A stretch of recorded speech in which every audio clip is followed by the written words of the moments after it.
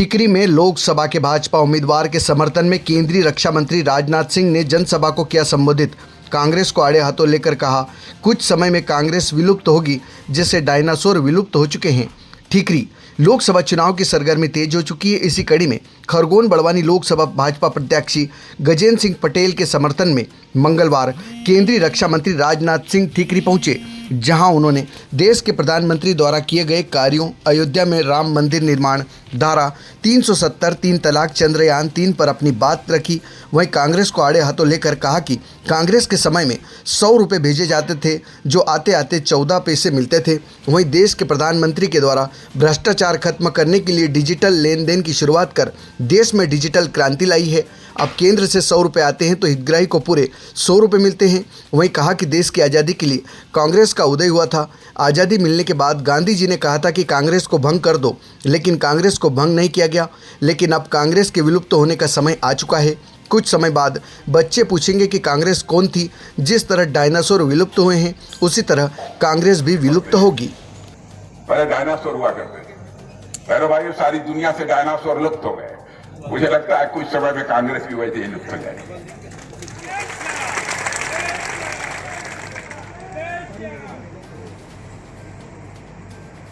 बहनों भाइयों, अद्भुत है हमारा भारत। गरीबी दूर करने की बात सबने कही, लेकिन पहली बार 8 वर्षों के अंदर ही इस देश के 25 करोड़ लोगों को गरीबी के संकट से बाहर निकालने में कामयाबी किसी प्रधानमंत्री ने प्राप्त की है, तो प्रधानमंत्री का नाम है नरेंद्र मोदी। और यह मैं नहीं कह रहा हूं, हमारी सरकार नहीं कह रही है, नीति आयोग कह रहा है। दुनिया की बहुत सारी वित्तीय फर्म्स, फाइनेंशियल फर्म्स जिसे कहते हैं, वित्तीय संस्थाएं कह रही हैं, उनका यह दावा है। बड़े बड़े अर्थशास्त्री कह रहे हैं।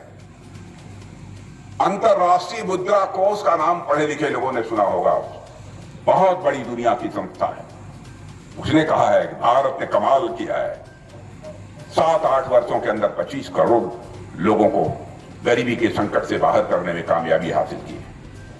और एक बात और मैं कहना चाहता हूं, भारतीय जनता पार्टी, मेरे बहनों भाइयों, हिंदुस्तान के लोकसभा प्रभारी श्री सुभाष जी कोठारी, लोकसभा संयोजक श्री बालकृष्ण पाटीदार, सह संयोजक राजेंद्र यादव, सह प्रभारी लोकेश जी शुक्ल, सुबेर सिंह जी सोलंकी, श्याम जी बर्डे, राजकुमार जी मेव, प्रेम सिंह पटेल, बलवंत सिंह जी, जिला पंचायत अध्यक्ष। कौन है बलवंत सिंह जी? अरे वाह, वेरी गुड। और हमारे जिला पंचायत अध्यक्ष खरगोन अनु भाई, अरे वाह अनु भाई, और अच्छा। और वरिष्ठ नेता श्री चंद्र सिंह जी वास्कले, श्री आत्माराम जी पटेल, अंतर सिंह जी पटेल, श्री जसवंत जी हाड़ा। अंतर सिंह जी पटेल,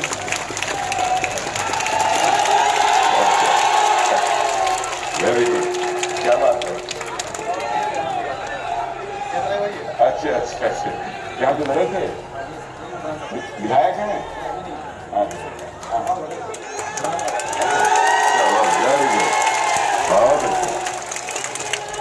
बहुत अच्छे। और श्री जसवंत सिंह जी हाड़ा, श्री वीरेंद्र सिंह जी दरबार, श्री सुमित जी जायसवाल, श्री अजय अग्रवाल, श्री सुभाष पटेल, श्री टीनू जैन।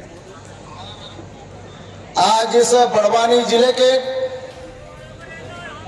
इस ठीकरी ग्राम में देश के रक्षा मंत्री, भारतीय जनता पार्टी के पूर्व राष्ट्रीय अध्यक्ष और भारत माता की रक्षा करने के अनुसार आज रक्षा मंत्रालय संभाल रहे हैं और इस लोकसभा में पहली बार पधार रहे हैं।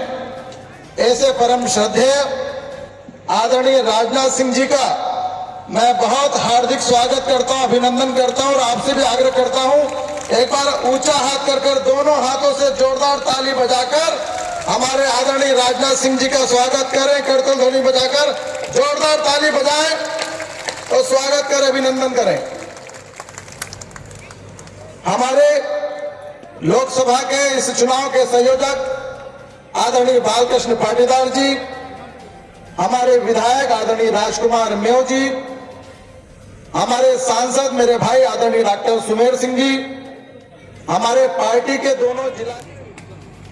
मैं आप लोगों से एक ही अपील कर रहा है, बापू जी की मुराद को पूरा कर दो।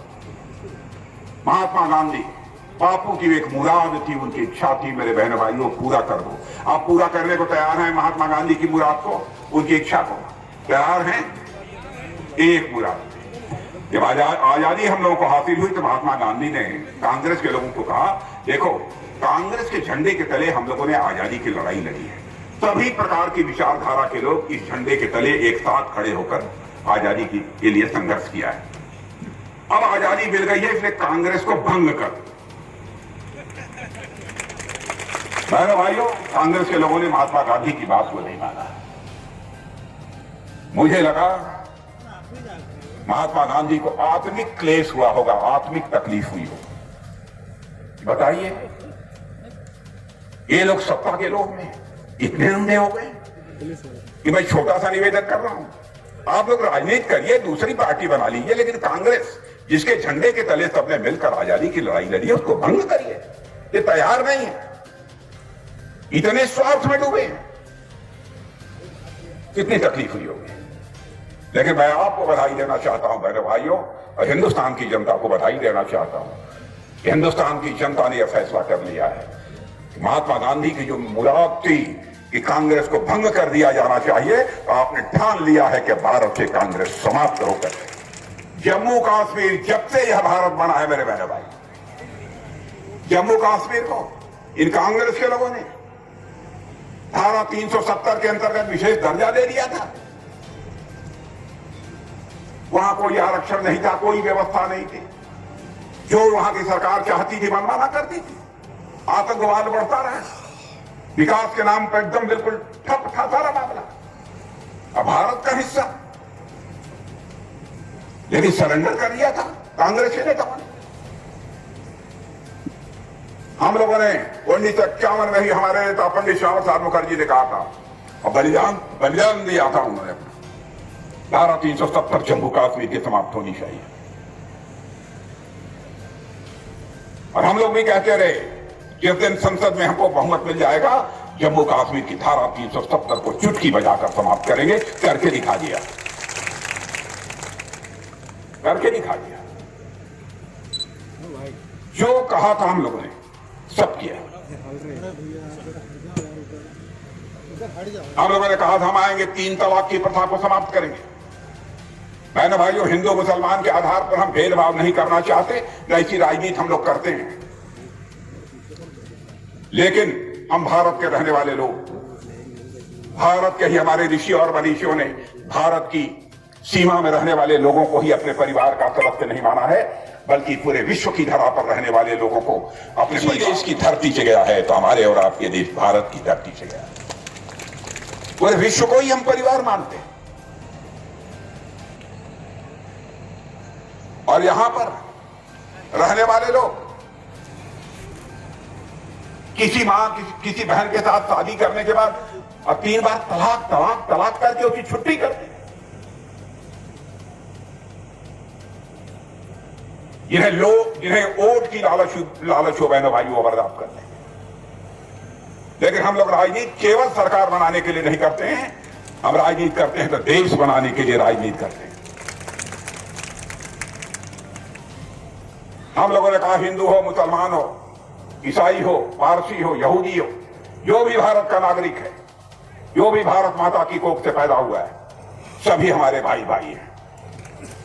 और किसी की भी मजहब अथवा धर्म को मानने वाली बहन के साथ, माता के साथ, बेटी के साथ जुल्म होगा, तो भारतीय जनता पार्टी की सरकार बने या न बने, हम उसके साथ खड़े रहेंगे। और करके दिखाया हम लोगों ने, करके हम लोगों ने दिखा दिया। बराबर कांग्रेस के नेताओं ने जनता को आश्वासन दिए, वादे किए, लेकिन अपने वादों को कभी पूरा नहीं किया। और नेताओं के कहने और करने में अंतर होने के कारण, कथनी और करनी में अंतर होने के कारण ही भारत की राजनीति और भारत के नेताओं पर से धीरे धीरे जनता का विश्वास समाप्त होता है। पूज्य गांधी के प्रति भी एक बहुत बड़ी श्रद्धांजलि होगी, बहुत बड़ी श्रद्धांजलि। तो इसके लिए तैयार हैं आप लोग? तैयार हैं कि नहीं हैं? तो तैयार है, ताली बजा दीजिए, मान लें तैयार है। भाइयों, आप लोगों से मिलकर बहुत खुशी हुई है, और हमारे गजेंद्र सिंह जी पटेल को जब भारी भरकम वोटों से जिता दीजिएगा। वैसे आप लोगों ने सोचा क्या है, कितने से जिताने वाले हैं गजेंद्र? क्यों गजेंद्र? 5 लाख से पक्का? लेकिन यह बतलाइए, क्या बैठे बैठे 5 लाख से जीत जाएंगे, कि आप लोगों को भी अगल बगल जाना पड़ेगा ना? बहनों भाइयों, इस बार का चुनाव केवल सरकार बनाने के लिए नहीं है, इस बार का चुनाव देश बनाने के लिए है। देश बनाने के लिए आप सबको परिश्रम करना पड़ेगा, जिस्म का पसीना बहाना पड़ेगा।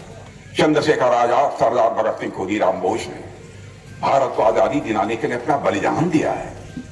क्या भारत को एक महान भारत बनाने के लिए हम अपने जिस्म का पसीना नहीं बहा सकते? यह हमारा नैतिक दायित्व बनता है, देश के प्रति दायित्व बनता है। इसलिए मैं आप लोगों से अपील करना चाहता हूं, और आपने जितना कहा है 5 लाख ना, 5 लाख से नहीं जिता दिया ना, तो मैं फिर से आपके बीच आऊंगा, आपके बीच आऊंगा, खाना भी खाऊंगा, और आप नहीं खिलाएंगे तो घर में घुस के खाऊंगा। खिलाएंगे पक्का? अब बहने भाइयों, गजेंद्र पटेल को 5 लाख से आप जिता दीजिए। मैं आपको यकीन दिलाना चाहता हूं, मैं फिर से आऊंगा तो फूलों की हार पहनकर अपना स्वागत कराने के लिए नहीं आऊंगा, शीश झुकाकर आपका अभिनंदन करने के लिए आऊंगा, आप सबके प्रति आभार व्यक्त करने के लिए आऊंगा। आप सबको बहुत बहुत धन्यवाद। और मैं समझता हूं आप लोगों के जीवन का भी यही संकल्प हो जाए, प्राण जाई पर वचन न जाए।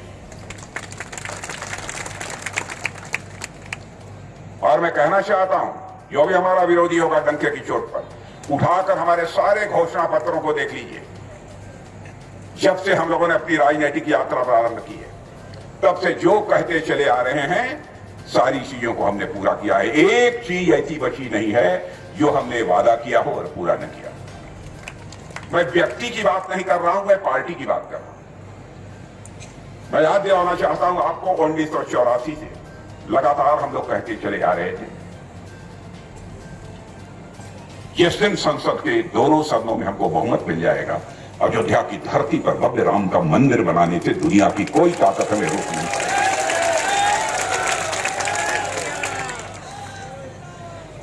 मुझे याद है, एक आंदोलन का नेतृत्व ढांचा गिरने के बाद मैंने किया था। जब हम लोग नारा लगा रहे थे, राम लला हम आएंगे, मंदिर यही बनाएंगे, दूसरी तरफ से हमारे जो विरोधी थे वह नारा लगाते थे, लेकिन तारीख नहीं बताएंगे। माने हम मानकर चल रहे कि हम देश की जनता को धोखा दे रहे हैं। बराबर जनता की आंखों में धूल झोंक कर इन लोगों ने राजनीति हासिल की है और राजनीतिक कामयाबी हासिल की है मेरे बहनों भाई। इसलिए उन्होंने कहा, लेकिन आपने देखा, आपने पूर्ण बहुमत के साथ हमारी दिल्ली में सरकार बना दी बहनों भाइयों, और आज अयोध्या की धरती पर भव्य राम का मंदिर बनकर खड़ा हो गया है। और 22 जनवरी को जो तारीख पूछते थे लोग, 22 जनवरी को रामलला की प्राण प्रतिष्ठा हमारे प्रधानमंत्री जी ने धर्माचार्यों के निर्देशन में, उनके मार्गदर्शन में कर दी। और मैं एक बात और बताना चाहता हूं, मुझे जो लगता है, हमारा जो जीवन का अनुभव है, मेरे बहने भाइयों, रामलला अपनी झोपड़ी से निकलकर अपने महल में पहुंच चुके हैं। भारत में राम राज्य का आगाज होकर रहेगा। मैं डंके की चोट पर कहना चाहता हूं। लोग कहते हैं राम राज्य किसे कहते हैं, यह तो काल्पनिक एक अवधारणा है। मैं कहता हूं राम राज्य उसे कहते हैं जब लोगों के अंदर दायित्व बोध पैदा हो जाए, कर्तव्य बोध पैदा हो जाए, हमें क्या करना चाहिए, समाज के प्रति हमारी क्या जिम्मेदारी बनती है, देश के प्रति हमारी क्या जिम्मेदारी बनती है। जब यह लोगों के अंदर भाव पैदा हो जाए, समझ लो देश में राम राज्य आ गया। अरे राम का वनवास यदि हुआ था मेरे बहनों भाइयों, तो कैकेयी के अधिकार बोध के कारण हुआ था, कर्तव्य बोध के कारण नहीं हुआ था।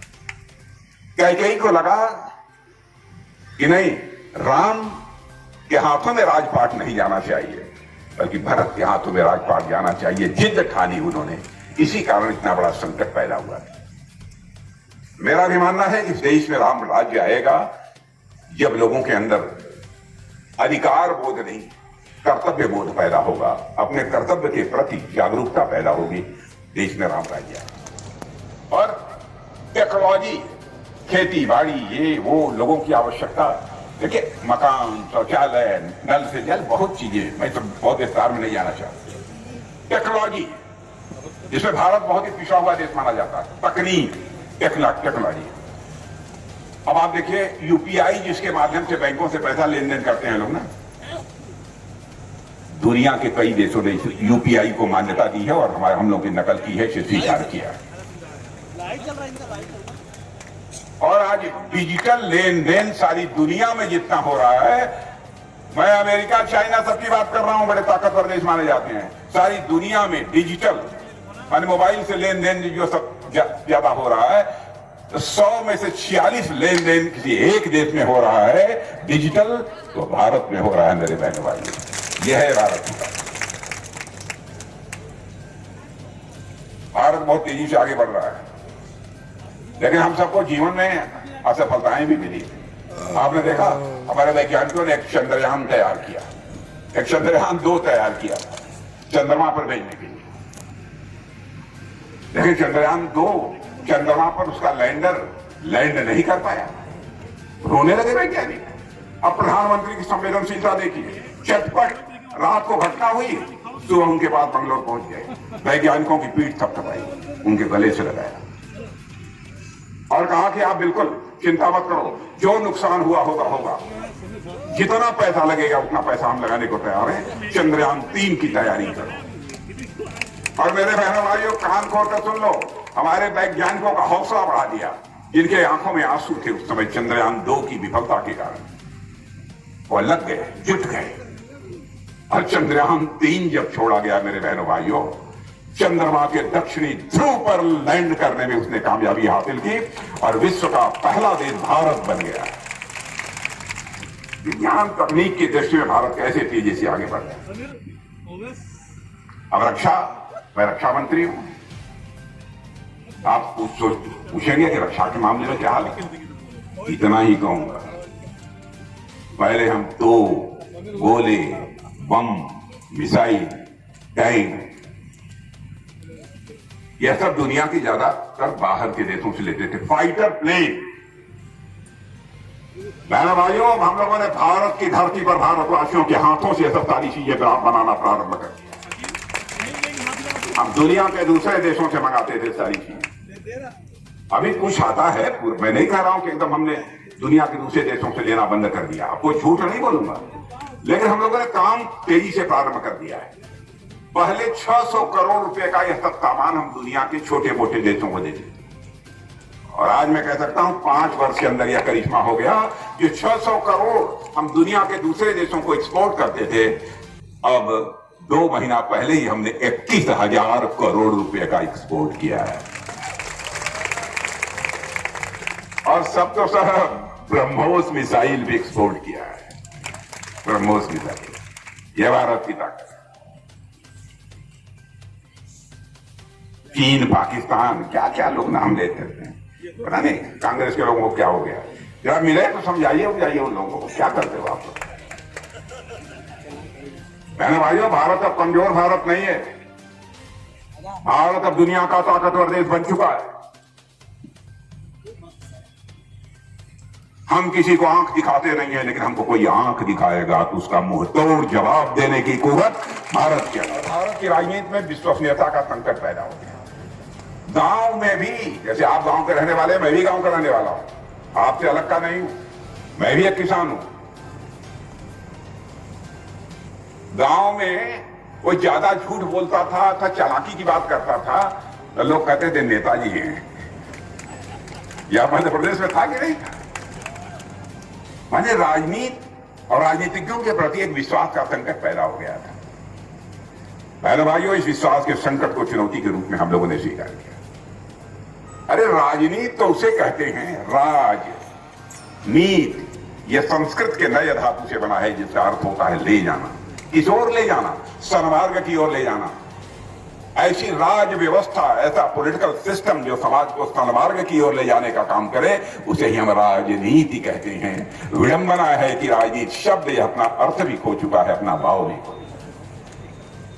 और इसको पुनः भारत की राजनीति में स्थापित करने का काम किसी ने किया है तो हमारी पार्टी ने किया है, हमारे नेताओं ने किया। भ्रष्टाचार, मैं याद दिलाना चाहता हूं, राजीव गांधी जी ने एक बार कहा था, पता नहीं आप लोगों को याद है कि नहीं है। राजीव गांधी जी भारत के प्रधानमंत्री थे, उन्होंने कहा था क्या करें, हम 100 पैसा ऊपर से भेजते हैं बैंक से, नीचे पहुंचते पहुंचते बाप उसके 14 पैसा लोगों के घरों में पहुंच पाता, 86 पैसा या भ्रष्टाचार की भेंट चढ़ जाता है। एक देश का प्रधानमंत्री ये लाचारी व्यक्त किया, और एक प्रधानमंत्री 56 इंच के कलेजे का हमारा प्रधानमंत्री, भाइयों, उसने करप्शन को चुनौती के रूप में स्वीकार किया। और आपने देखा जिस समय जनधन खाता खोलने के लिए उन्होंने बैठक बुलाई थी, तो भारत का गृह मंत्री होने के साथ मैं और वो दोनों लोग साथ बैठे थे, अधिकारियों की बैठक चल रही थी। मैंने पूछा, मोदी जी ये जनधन खाता खोलने का मतलब क्या है? मैं, राजनाथ जी बैठक समाप्त हो जाए तो हम चर्चा करेंगे। अब है ना भाइयों, उन्होंने बताया, मेरे दिमाग में बात नहीं आई, प्रधानमंत्री के दिमाग में बात आई। और आपने देखा सारे लोगों के जीरो बैलेंस अकाउंट, जिसके पास पैसा नहीं था उसका भी बैंकों में अकाउंट खुल गया। मेरे ध्यान में नहीं था किस लिए खोला जा रहा।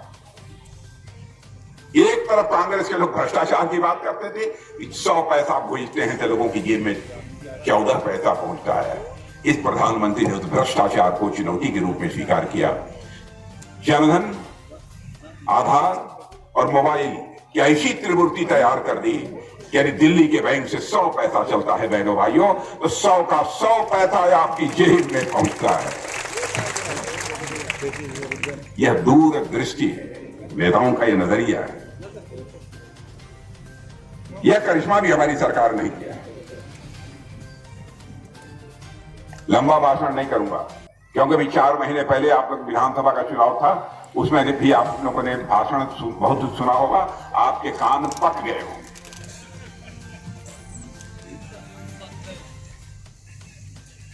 अब यह बताइए, 4 महीने पहले विधानसभा का चुनाव हुआ और 4 महीने के बाद फिर लोकसभा का चुनाव, फिर उसके बाद और कोई चुनाव, रोज चुनाव ही चुनाव।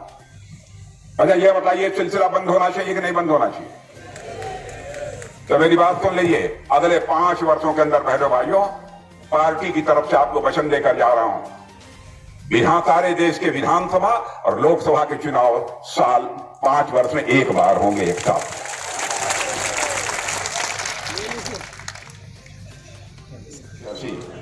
श्री गजेंद्र सिंह पटेल, बहनों भाइयों, ऐसे गजेंद्र सिंह जी पटेल को भारत की संसद में तो मैं सुनता ही रहता हूं, और आज भी मैंने गजेंद्र सिंह जी पटेल को बोलते हुए सुना है। पता नहीं आप सबको जानकारी है कि नहीं है, लेकिन हमारा लंबा जो राजनीतिक जीवन का अनुभव, उस आधार पर मैं कह सकता हूं कि आपके सांसद गजेंद्र सिंह पटेल आपकी समस्याओं को भारत की संसद में प्रभावी तरीके से आवाज देने का काम करते हैं। गजेंद्र सिंह पटेल एक ऐसे आपके प्रत्याशी हैं, उन्हीं के लिए मैं आया हूं। और मुझे यह भी बताया गया कि हमारे पूर्व विधायक स्वर्गीय देवी सिंह जी पटेल की अकल हुई। कुछ भी बोलने के पहले मैं उनको अपनी तरफ से श्रद्धांजलि अर्पित करता हूं। उनका नाम मैंने सुना था, और जब इन लोगों ने याद दिलाया तो मुझे स्वाभाविक रूप से उनकी याद भी आई है, इसलिए मैंने उनकी चर्चा यहां पर की। मेरे बहनों भाइयों, राजनीतिक दृष्टि से आप लोग बहुत ही जागरूक हैं, और मुझे मालूम है खरगोन का क्षेत्र बहुत ही जागरूक लोगों का क्षेत्र है। मुझे कोई बहुत लंबी चौड़ी चर्चा करने की जरूरत नहीं है।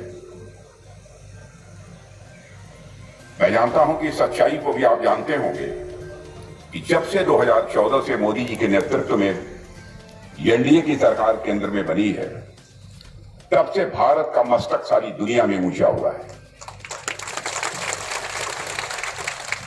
2014 के पहले भी हम लोग दुनिया के दूसरे देशों में जाते थे। भाई आवाज बार बार क्यों आ रही है? माइक ठीक करो। 2014 के पहले जब हम दुनिया के दूसरे देशों में जाते थे तो अंतर्राष्ट्रीय मंचों पर, यानी दुनिया के बहुत सारे देशों के लोग जब साथ बैठते थे और वहां पर भारत कोई अपनी बात बोलता था तो भारत की बातों को लोग गंभीरता पूर्वक नहीं लेते थे। लोग मानते थे कि भारत एक कमजोर भारत है, भले ही यहां की जनसंख्या अधिक होगी लेकिन भारत एक कमजोर भारत। लेकिन बहनों भाइयों, आपको जानकर गौरव की अनुभूति होगी, आज यदि अंतर्राष्ट्रीय मंचों पर भारत कुछ बोलता है, सारी दुनिया कान खोलकर सुनती है कि भारत बोल क्या रहा है, यह भारत की हैसियत है।